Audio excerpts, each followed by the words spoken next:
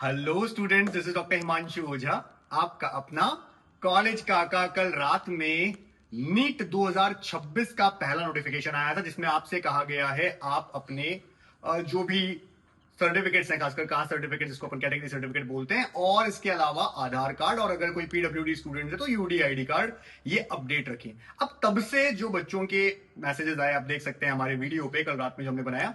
मैंने आंसर सबको कर दिए हैं, लेकिन वो सारी बातें आपको पता होनी चाहिए क्योंकि बच्चों के लगातार यही क्वेश्चन आ रहे हैं कि क्या मुझे जरूरत है आधार कार्ड या कैटेगरी सर्टिफिकेट अपडेट कराने की। बहुत सारी क्वेरीज हैं, इसी वीडियो में सारी कंप्लीट कर रहे हैं। स्टिल आपकी कोई क्वेरी रह जाए तो नीचे आपको नंबर दिख रहा है 72300533, इस पे व्हाट्सएप कर देना। अभी से लेकर के काउंसलिंग लास्ट एडमिशन तक हम आपको हेल्प भी करते हैं, तो इन केस आप व्हाट्सएप करेंगे और अगर आप जुड़ना चाहते हैं तो ठीक है, वरना फ्री में तो काउंसलिंग हम करवाते ही हैं, वो कर लीजिएगा।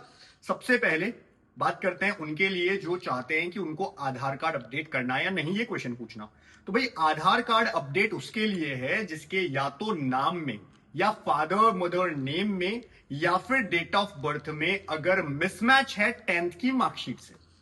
आप अपनी 10th की मार्कशीट को देख लो, आधार कार्ड को देख लो, अगर मिसमैच हो रहा है इवन स्पेलिंग का भी तो उसको करेक्शन करवा लो। अब दूसरे वो बच्चे आते हैं जो जिनके मार्कशीट और आधार कार्ड में केवल सीक्वेंस डिफरेंट है। जैसे मैं एग्जांपल दे देता हूं, महाराष्ट्र में जो मार्कशीट होती है उसमें पहले आता है सरनेम, फिर आता है फादर्स नेम और फिर आता है स्टूडेंट का नाम, जबकि आधार कार्ड में इसका उल्टा होता है। तो हमेशा 10th के मार्कशीट को लेकर के महाराष्ट्र के बच्चे और इस तरह का जहां पर भी है वो कंफ्यूज रहते हैं। तो मैं बता देता हूं, आपको दिक्कत की कोई जरूरत नहीं है, आपको कुछ नहीं करना है, ना अपडेट करवाना है, आपका वैलिड माना जाएगा।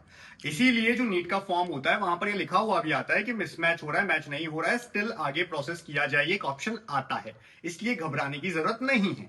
अब आते हैं उन पर जो कह रहे हैं कि सर हमारा एड्रेस यहां का है, अब हम यहां रहते हैं, जो भी है। देखिए, एड्रेस से बहुत कुछ फर्क नहीं पड़ता है, खासकर आधार के एड्रेस से इतना फर्क नहीं पड़ता है। क्या होने वाला है, आपसे नीट फॉर्म के टाइम पे एक प्रेजेंट एड्रेस और एक परमानेंट एड्रेस पूछा जाएगा।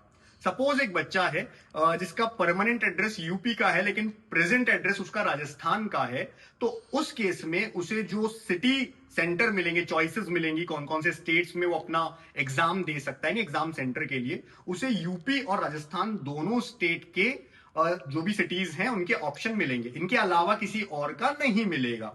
तो इन केस आप जिस भी सिटी में देना चाहते हैं एग्जाम, आपका प्रेजेंट या परमानेंट एड्रेस उस स्टेट का होना चाहिए, उस सिटी का नहीं, उस स्टेट का होना चाहिए। लेकिन यहां पर मैं एक पॉइंट बता देता हूं, लास्ट ईयर ऐसा हुआ था क्योंकि 24 का पेपर आउट होने की कई चीजें हुई थी और 25 में इसको लेकर बहुत सख्ती दी थी। तो मेरे ही एक स्टूडेंट की बात बता देता हूं, रहने वाला वो बच्चा आपका वेस्ट बंगाल का था लेकिन राजस्थान में हमारे यहां से पढ़ाई कर रहा था। उसने प्रेजेंट एड्रेस राजस्थान लिखा और सिटी सेंटर भी राजस्थान ही भरा। अब हमारा सेंटर है अजमेर में लेकिन उसको मिला उदयपुर, यानी ऐसा हुआ कि दूर दूर सबको सेंटर दिए गए थे लीक को रोकने के लिए। जब वो उदयपुर गया तो वहां उसे सेंटर पे 1 घंटे इसलिए रोक लिया गया, उससे पूछा गया आपका सारी डिटेल्स तो शो कर रही है, आप वेस्ट बंगाल के रहने वाले हो, फिर आप उदयपुर में क्या कर रहे हो। तो इस तरह की चीजों को अगर बचना है तो मैं इस बार एडवाइस ये करूंगा कि आप अपना होम स्टेट जहां के रहने वाले हैं वहां का ही सिटी सेंटर भरना, वहीं की आप चॉइसेस देना। जहां पढ़ रहे हैं किसी और स्टेट में तो प्लीज अवॉइड कर देना, क्योंकि उस बच्चे का 1 घंटा खराब हुआ और उसका फिर सिलेक्शन नहीं हो पाया। तो ये पॉइंट मैंने ऐड कर दिया है। तो इन केस एड्रेस की बात कर रहे हो, घबराने की बात नहीं है, एड्रेस कुछ भी डालो, फर्क नहीं पड़ता है, बस आपका यहां पर फॉर्म में काम आता है, उससे आधार में क्या लिखा हुआ है कोई नहीं देखता है, कोई फर्क नहीं पड़ता है। एक और चीज बता देता हूं, आधार कार्ड में कई बार जो चीजें मिसमैच होती हैं उसकी वजह से फॉर्म रिजेक्ट किसी का नहीं होता है, तो ये बात भी आप समझ ले। तो ये बात थी आधार कार्ड वालों के लिए कि किस किस को अपडेट करना है। एक और आधार कार्ड में अपडेशन होता है फोटो को लेकर के, यानी बायोमेट्रिक। हो सकता है आपने आज से 7-10 साल पहले अपने आधार को अपडेट किया हो या बनवाया हो, उस समय आपकी शक्ल थोड़ी डिफरेंट दिखती थी, अब आप मेच्योर हो गए, अलग दिखने लग गए हो, तो आप अगर मैच नहीं हो रहे हो उस फोटो से, इसलिए आपको फोटो अपडेट करवानी। अब होता यह है कि बच्चा मेरे से पूछता है कि सर लास्ट ईयर मैंने अपडेट करवाया था 2 साल पहले, आप चेक कर लो ना, किसी से बोल के बोल दो, दिखा दो कि भाई ये आधार कार्ड है, मैं हूं, क्या मैच कर रहा हूं। अगर कोई कह देता है कि ठीक है आप बिल्कुल ओके है, कोई दिक्कत नहीं है, फ्री रहिए, टेंशन फ्री रहिए, केवल आपको शक्ल मैच करनी चाहिए। ये नहीं कि 3 साल पहले अपडेट करवाया था 2 साल, उससे कोई फर्क नहीं पड़ता। एक और चीज, कुछ बच्चे होते हैं जिन्होंने अपनी लिमिट्स पूरी कर ली, यानी आधार कार्ड में करेक्शन की भी लिमिट होती है, वो आपकी पूरी हो गई, अभी भी आपके करेक्शन रह गया है, तो ऐसे में अब आप कुछ नहीं कर सकते हैं, छोड़ दीजिए उसे ऐसे ही, फॉर्म आपका रिजेक्ट नहीं होगा, ये मैं आपको बता देता हूं। तो ये बात थी आधार कार्ड के लिए। सेकंड अपना मुद्दा आता है कैटेगरी सर्टिफिकेट।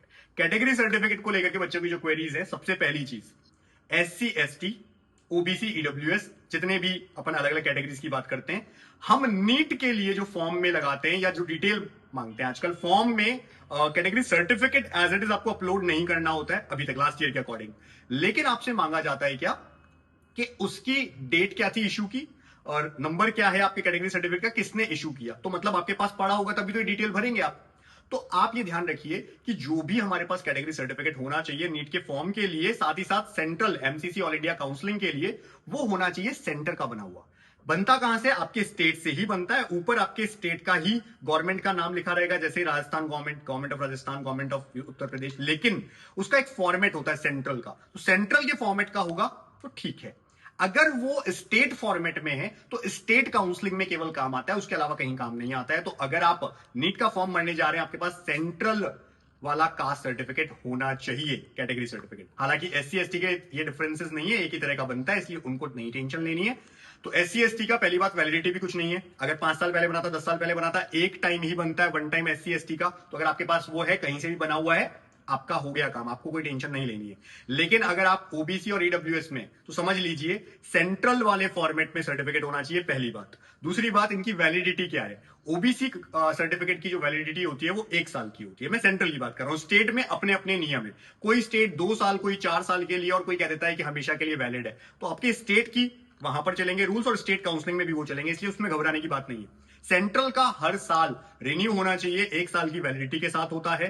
तो सपोज किसी बच्चे ने लास्ट ईयर बनवाया था जुलाई में, अभी वो वैलिड है, तो आप क्या करिए, नीट फॉर्म में सेम भर दीजिए। इवन आपने लास्ट ईयर फरवरी मार्च में भी बनवाया था, आप नीट का फॉर्म आते ही फॉर्म भर देना, उससे कोई दिक्कत नहीं है। लेकिन अगर आपका उस 1 साल से पुराना हो गया तो एक बार नया बनवा लो। हालांकि 1 अप्रैल के बाद एक और नया बनवाना पड़ेगा, क्योंकि जो वैलिडिटी होती है वो 1 अप्रैल के बाद वाला ही काउंसलिंग में मान्य होता है। तो अगर हम OBC की बात कर रहे हैं, EWS की बात कर रहे हैं, 1 अप्रैल के बाद का होना चाहिए, लेकिन काउंसलिंग में। अभी फॉर्म फिलिंग के लिए एक बार अभी नया बनवा लो। कुछ बच्चे कह रहे हैं 1 महीना लगता है, कोई बात नहीं, एडवाइजरी जारी हुई है, आज आप लगवाने को दे दो। अगर 1 महीने बाद भी आ गया और सपोज 20 दिन बाद आपके नीट के फॉर्म आए, तो नीट का फॉर्म भी तो 1 महीना चलेगा ना। अगर 20 दिन बाद आए, 25 फरवरी से आए, तो 25 मार्च तक चलेंगे, 1 महीना तो हो जाएगा, इसके बीच में आपका आराम से आ जाएगा। इसलिए घबराओ मत, अपना जो भी कैटेगरी सर्टिफिकेट है डाल दो अब। और मैंने बता दिया सेंट्रल फॉर्मेट में होना चाहिए, 1 साल की वैलिडिटी होती है, लेकिन काउंसलिंग के लिए 1 अप्रैल के बाद का होना चाहिए। अगर उसके पहले का है, लेकिन फरवरी मार्च अप्रैल का बना हुआ, तो नीट फॉर्म में काम आ जाएगा। उसके पहले का है तो एक बार रिन्यू करवा लो, और फिर एक बार 1 अप्रैल के बाद में और करवा लेना, उसकी कोई दिक्कत की बात नहीं है। 1 साल OBC की होती है, लेकिन EWS की स्पेसिफिकली 1 अप्रैल से 31 मार्च के बीच की ही होती है। चाहे आपने जून में बनवाया, जुलाई में बनवाया, 1 साल की नहीं, 1 फाइनेंशियल ईयर की होती है EWS की। EWS का अगर आपका है तो वो 31 मार्च तक खत्म हो रहा है। अगर लास्ट ईयर बनाया था 1 अप्रैल के बाद, अभी तो वैलिड है, काउंसलिंग के लिए 1 अप्रैल के बाद का वापस बना लेना। और अगर अब तक बनवाया ही नहीं है EWS का, तो एक बार बनवा लो और फिर एक बार 1 अप्रैल के बाद फिर से बना लेना। ये तरीका होता है जो मैंने आपको समझा दिया है। मेरे हिसाब से सारी क्वेरीज सॉल्व हो चुकी होंगी। स्टिल कोई दिक्कत है, 72300533 व्हाट्सएप नंबर है, इस पे आप मैसेज कर दीजिएगा, हमारी टीम आपको हेल्प कर देगी। बस अच्छे से बने रहिए, चैनल को सब्सक्राइब रखिएगा, क्योंकि लास्ट तक काम आता है कॉलेज का और ऑथेंटिक है, ये आपको बच्चे खुद बता देंगे। Wish you all the best कि आपका सिलेक्शन हो, नीट 2026 से अच्छा कॉलेज जो डिजायर्ड है आपको चाहिए वो मिल जाए। Thank you.